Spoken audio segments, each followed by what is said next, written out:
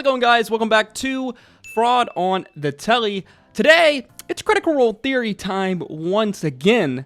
And boy, do I have a theory for you all today. A theory so crazy that if it's true, it would have crazy impact on Critical Role Campaign 3. As always, if you enjoyed the video, learned something new, make sure you like, comment, and subscribe. Don't forget to check out some of our other Critical Role content, as well as don't forget to click that tiny bell. Some of my videos go directly into your feed. This one's crazy, so let's just get right into it, shall we? So as you all know, if you watch my videos, one of my favorite things about Critical Role and the Critical Role fan base is the crazy theories that stem from it. I love to troll around the Critical Role Reddit and look at the crazy theories that other members of the community like to come up with. Today we're talking about one of those theories, and probably one of the craziest, most elaborate theories that I've ever seen. Shout out to Reddit user Lou Kiss. We'll be referencing their post in the description down below, so if you want to see the whole thing yourself, go check it out. This user and their partner had done a bit of digging, and they've come up with a crazy theory, a theory they've labeled the seed theory. Now keep in mind, in this video we are going to be discussing spoilers for Critical Role Campaign 3, as well as EXU Calamity and Exandria Unlimited Prime. That's right, Exandria Unlimited Prime, aka Exandria Unlimited, the Critical Role mini-series featuring Aabria Iyengar as the DM, where we got introduced to our characters in Campaign 3, Aurum, Fern, and then eventually Dorian. For all of the issues in Exandria Unlimited Prime, there was a ton of world building and small little tidbits, seemingly of important information, that were dropped through. Regardless how you feel about Aabria as a DM in the Critical Role space, she is extremely deliberate in the nuggets of lore that she hands out. This theory, then, the seed theory, focuses on a certain item given to Aurum during Exandria Unlimited Prime. You see, during Exandria Unlimited Prime, the party meet with an oracle-like figure, Tetrak Thrasker. I probably butchered that name. She looks to the party, seemingly looking into their future, saying that they are capable of either great or horrible things. She says, "I see omens and portents in the stars, in the moon, and in all of your eyes." At the end of the conversation, she hands Aurum a seed, a large, dark green peach pit of a seed, stating that she believes it's Aurum's destiny to be given this seed and that he must plant it. Aurum, unsure of what to do, asks her what she intends for the seed.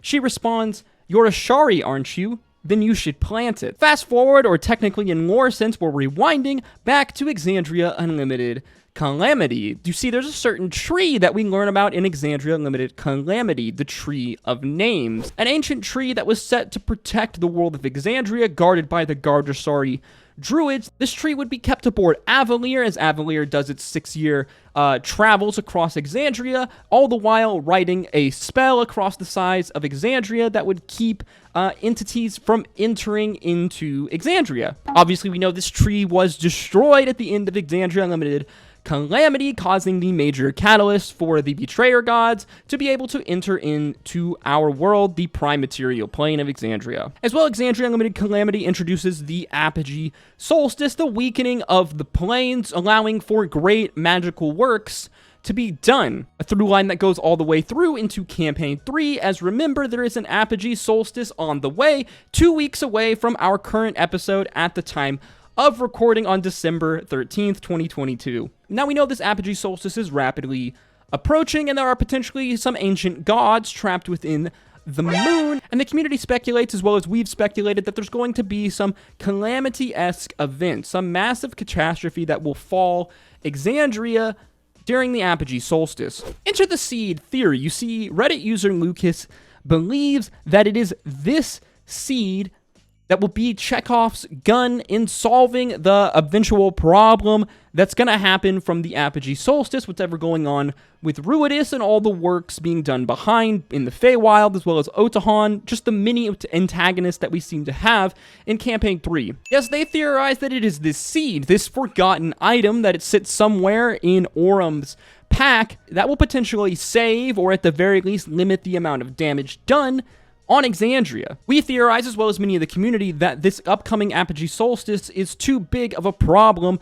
to be stopped by Bell's Hells. While it's possible, it seems unlikely that Bell's Hells will be able to stop the massive events all moving into place on the Apogee Solstice, and whatever cataclysmic event that is going to be happening, whether it is release of gods or who the heck knows what, it's going to happen in some regard. The theory then is that this seed must be harnessed by the Ashari tribes, most likely Keyleth and Orym. Remember, they are descendants from the Gaudrasari tribe, the ancient tribe of druids that felt like it was their responsibility to keep Exandria safe from the many different elements and beings that would try to invade the world. The question arises, is this seed that Orym received and seemingly completely forgot about, as I don't think it's been mentioned at all in Campaign 3, just some random item that possibly doesn't even exist in Campaign 3? This seems very doubtful to me, or is it something more? Like we said, Aabria is very, very particular and methodical when it comes to ideas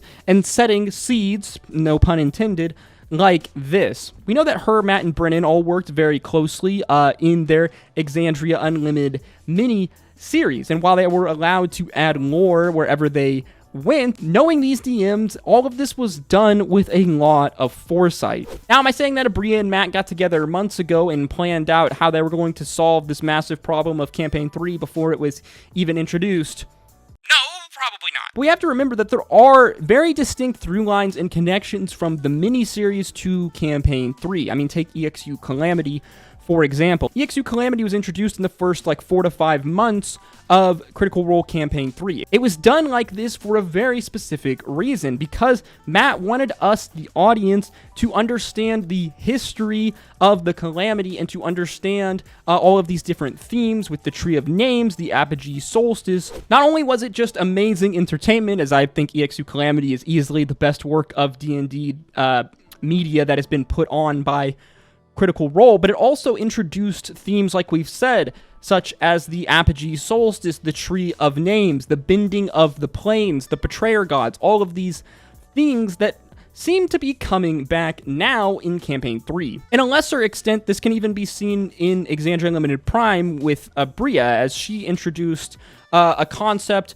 that she called the Gift, which seems remarkably similar to what Ollie, Fern's father, calls the Squint. This kind of foresight, looking into the future, visions ability. In addition, Lady Elminor, the matriarch of the Seelie Court in the Feywild, was introduced in Exandria Unlimited Prime, a character that once again has reappeared in Campaign 3, as we know all of the crazy dealings going on between the Seelie and the Unseelie courts in the Feywild, and the Feywild seems to be intrinsically linked with whatever the heck is happening with Ruidus and whatever plans are being made for the Apogee Solstice. I went back and watched this scene in Exandria Unlimited Prime, and this does seem very methodical and well thought out from Abria's point of view. She gave Orym this seed for a reason. Now, will this reason ever pop up? We have no idea, but this was very intentional from Aabria. Say what you want about Abria's DM style. She is very intentional and methodical and well thought out when it comes to interactions like this. Given the totality of what we know from all of these miniseries in Campaign 3 and from Lucas's post, it seems very likely that this was done intentionally and seems pretty on the nose when it comes to the Gaudrasari and the Tree of Names. Now, is this the Chekhov's gun that's going to come back and potentially save Bell's Hells and all of Exandria from these crazy entities on the moon, or whatever hell is going to be unleashed during the Apogee Solstice? I guess we're just going to have to wait and see. Personally, though, this is one of the most craziest theories I've ever seen from the fan base in my time making YouTube content on Critical Role, and I gotta say, my hat's off to you, Lucas, and your partner as a fellow Critical Role theory nut. We really got our tinfoil hats on for this one, and I absolutely love it. Let me know in the comments down below, what do you think of the seed theory? Do you think that this strange magical seed is going to make an appearance later on the line in Campaign 3, or do you think it's just going to be a plot point that's never touched upon again? It seems funny because, like we said, it doesn't even seem that Liam or Ashley remember anything about this seed, as it's most likely on Orym's character sheet, as his character sheet is the same one that he played in EXU Prime. If I had to guess, they did carry over a lot of their items from Exandria Unlimited Prime, so it seems only likely that that seed is still there and written on his character sheet. I guess we're just gonna have to see if the party members remember or if it's up to Matt to bring in this seed into the story. As always, guys, if you enjoyed the video, learned something new, make sure you like, comment, and subscribe. Like we said, I'm going to be putting the link for this Reddit post in the comments down below. Make sure you go check out the Reddit post itself, guys. Give it a thumbs up, as these people obviously spent a lot of time thinking this theory out, and I absolutely love it. As always, guys, I hope to see you in the next one. Can't wait to see what's in store for us for the rest of Campaign 3. As always, stay safe out there. Until next time, peace, love, Adu.